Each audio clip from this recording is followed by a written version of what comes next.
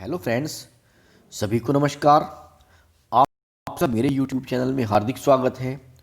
साथियों, जैसा कि आप सभी जानते हैं कि निष्ठा प्रशिक्षण चल रहे हैं और जब हमारे कुल मिलाकर ये 18 कोर्स हो जाएंगे तब हम सभी शिक्षकों का एक ऑनलाइन एग्ज़ाम होगा, एक आकलन परीक्षा होगी जिसमें हम सभी टीचर्स को 60% नंबर लाना अनिवार्य होगा। तो साथियों, इसी को ध्यान में रखते हुए मैं आपके सामने इस वीडियो में मॉड्यूल 5 शिक्षण अधिगम और मूल्यांकन में आईसीटी का समन्वय से कुछ महत्वपूर्ण नोट्स लेकर आया हूँ। यह नोट्स आप अपनी डायरी में अंकित कर लें। तो साथियों, अगर आप मेरे YouTube चैनल पर नए हैं तो प्लीज़ आप मेरा चैनल सब्सक्राइब करें, जिससे आपको इसी प्रकार की अन्य वीडियो समय समय पर मिलती रहा करें। साथ ही मैं आपको बताना चाहूँगा कि मैं बेसिक शिक्षा विभाग से संबंधित वीडियो बनाता हूँ, जिनको मैं अपने YouTube चैनल पर तो अपलोड करता ही हूँ। इनके लिए मैंने एक व्हाट्सएप ग्रुप भी बनाया हुआ है। व्हाट्सएप ग्रुप बनाने का उद्देश्य यह है कि इस तरह की सभी वीडियो का एक प्लेटफॉर्म मिल जाता है, जिससे आपको कहीं इधर उधर वीडियो ढूंढने की ज़रूरत नहीं पड़ती। अगर आप इस व्हाट्सएप ग्रुप में जुड़ना चाहें तो आप मेरे व्हाट्सएप नंबर 9897668080 पर मुझसे संपर्क कर सकते हैं। मैं आपको इस व्हाट्सएप ग्रुप में ऐड कर लूँगा। इस वीडियो के डिस्क्रिप्शन बॉक्स में आपको मेरे व्हाट्सएप ग्रुप का लिंक भी मिल जाएगा, आप वहाँ से भी ज्वाइन कर सकते हैं। तो चलिए शुरू करते हैं आज की वीडियो और देखते हैं मॉड्यूल 5 शिक्षण अधिगम और मूल्यांकन में आईसीटी का समन्वय के महत्वपूर्ण नोट्स। तो साथियों, सबसे पहले आता है इसमें अधिगम के उद्देश्य। इस मॉड्यूल को सही ढंग से समझने के बाद शिक्षार्थी आईसीटी का अर्थ स्पष्ट कर सकेंगे, विषय वस्तु के मूल स्वरूप और शिक्षण अधिगम की नीतियों के अनुकूल उपयुक्त शिक्षण साधनों की पहचान कर सकेंगे। विविध विषयों के लिए शिक्षण अधिगम व मूल्यांकन हेतु विभिन्न ई कंटेंट, डिजिटल या इलेक्ट्रॉनिक रूप में उपलब्ध सामग्री, उपकरण, सॉफ्टवेयर, हार्डवेयर की जानकारी प्राप्त कर सकेंगे। आईसीटी विषय वस्तु शिक्षण शास्त्र समेकन के आधार पर शिक्षण अधिगम की रूपरेखा, निर्माण एवं क्रियान्वयन कर सकेंगे। तो ये इसके अधिगम के उद्देश्य हैं। इसके बाद बारी आती है आईसीटी की अवधारणा। यूनेस्को के अनुसार आईसीटी विभिन्न श्रेणियों की तकनीकी उपकरणों और संसाधनों का उल्लेख करता है, जिनका उपयोग सूचनाओं के निर्माण, संग्रहण, संचारण, साझा करने या आदान प्रदान करने के लिए किया जाता है। इन तकनीकी उपकरणों और संसाधनों में कंप्यूटर, इंटरनेट, वेबसाइट, ब्लॉग और ईमेल, सीधे प्रसारण की प्रौद्योगिकी जैसे रेडियो, टेलीविज़न और वेबकास्टिंग, रिकॉर्डेड प्रसारण प्रौद्योगिकी जैसे कि पॉडकास्टिंग, ऑडियो और वीडियो प्लेयर, और साथ में स्टोरेज उपकरण और टेलीफोन, फिक्स्ड और मोबाइल, उपग्रह दृश्य वीडियो कॉन्फ्रेंसिंग आदि शामिल है। यह सब आईसीटी के अंदर आता है। यानी कि अगर हम क्लास में कंप्यूटर का इस्तेमाल कर रहे हैं, रेडियो का इस्तेमाल कर रहे हैं, टेलीविज़न का इस्तेमाल कर रहे हैं या फिर मोबाइल का इस्तेमाल कर रहे हैं, तो ये सब हमारा आईसीटी के अंदर आता है। इसके बाद बारी आती है किसी भी तकनीकी उपकरण को आईसीटी के रूप में कैसे वर्गीकृत किया जाए। डिजिटल सूचना के निर्माण, संग्रहण, पुनः प्राप्ति, फेरबदल, संचारण और प्राप्त करने के लिए उपयोग किए जाने वाले किसी भी उपकरण को आईसीटी के रूप में वर्गीकृत किया जा सकता है। स्मार्टफोन को आईसीटी उपकरण के रूप में वर्गीकृत किया जा सकता है, क्योंकि इसका उपयोग एक डिजिटल इमेज बनाने और उसे जब भी आवश्यक हो संग्रहित और पुनः प्राप्त करने के लिए किया जा सकता है। ज़रूरत के अनुसार डिजिटल इमेज में बदलाव भी किया जा सकता है और जिसे दूसरों को भेजकर उस पर प्रतिक्रिया भी प्राप्त की जा सकती है। तो इस तरह से हम अपने स्मार्टफोन को भी आईसीटी में यूज़ कर सकते हैं। इसके बाद बारी आती है तकनीकी शिक्षण शास्त्रीय विषय वस्तु ज्ञान TPAC के, यानी कि आप इस सर्किल में देख सकते हैं कि तकनीकी ज्ञान और शिक्षण शास्त्रीय ज्ञान और विषय वस्तु ज्ञान, इन तीनों को मिलाकर जो बनता है वो बनता है तकनीकी शिक्षण शास्त्रीय विषय वस्तु ज्ञान। यानी कि अगर हम कोई कंटेंट पढ़ा रहे हैं उसमें अगर हम टेक्निक का इस्तेमाल कर लेते हैं तो वो बन जाता है तकनीकी शिक्षण शास्त्रीय विषय वस्तु ज्ञान। अब इसके बाद बारी आती है ई सामग्री की व्यापक श्रेणियां, यानी कि ई सामग्री में कौन कौन सी चीज़ें आती हैं। विषय टेक्स्ट, छवि यानी कि इमेज, ऑडियो श्रव्य, वीडियो दृश्य।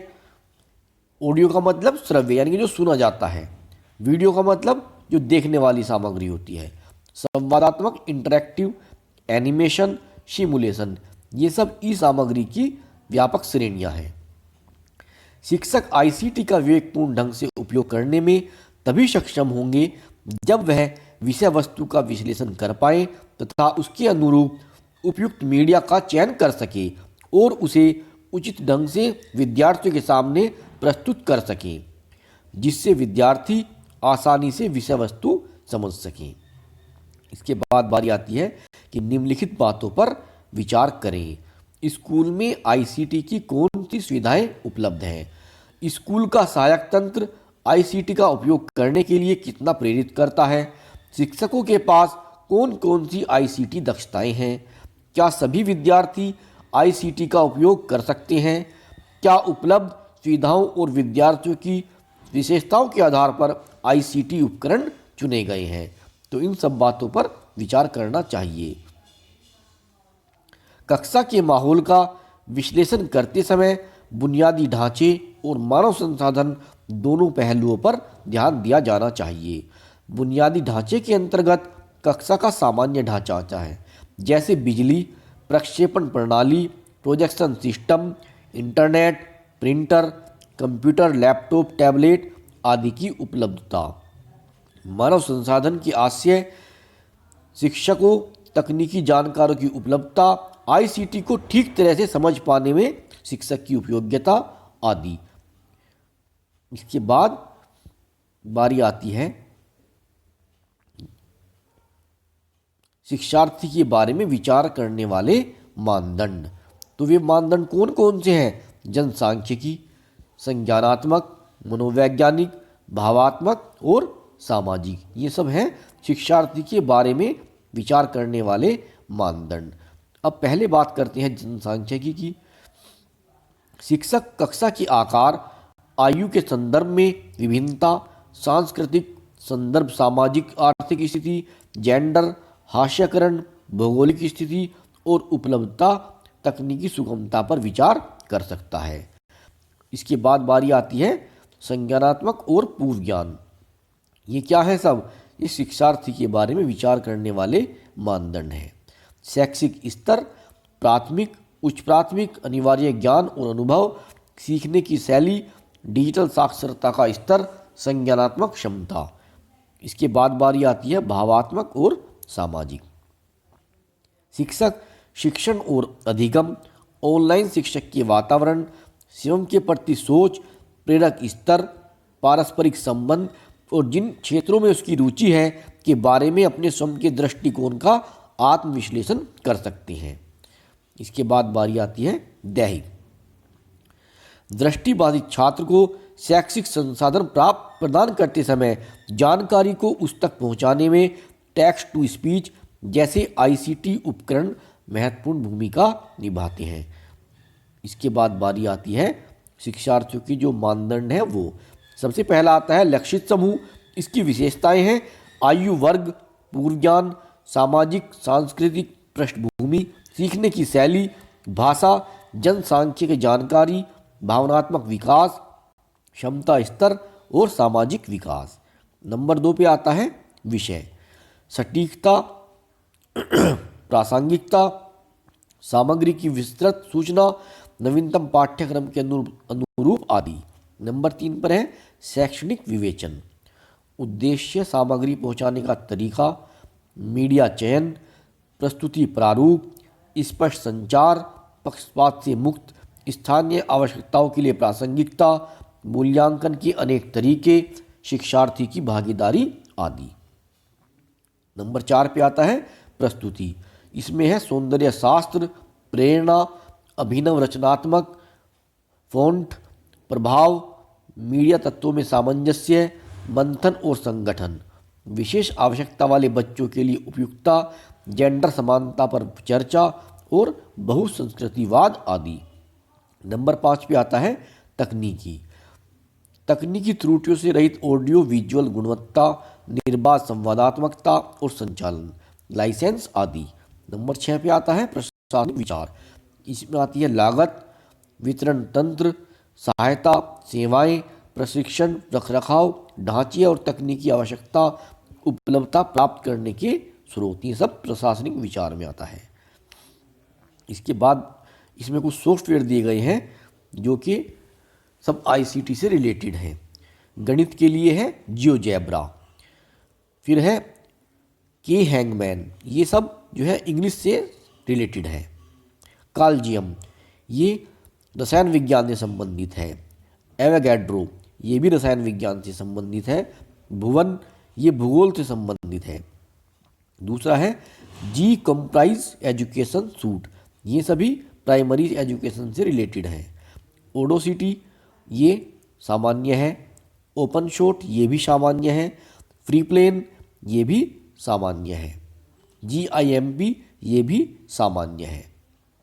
इसके बाद कुछ मोबाइल की एप्लीकेशन है जो शिक्षण अधिगम को सुधारने में भी मदद करती हैं।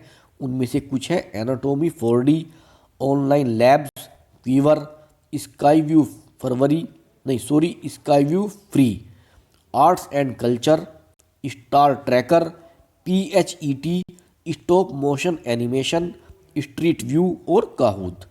तो साथियों, ये कुछ नोट्स थे जो कोर्स नंबर 5 से संबंधित हैं। आप इन्हें अपनी डायरी में नोट कर सकते हैं। साथियों, इस वीडियो में इतना ही। आशा करता हूँ यह वीडियो आपको पसंद आएगी।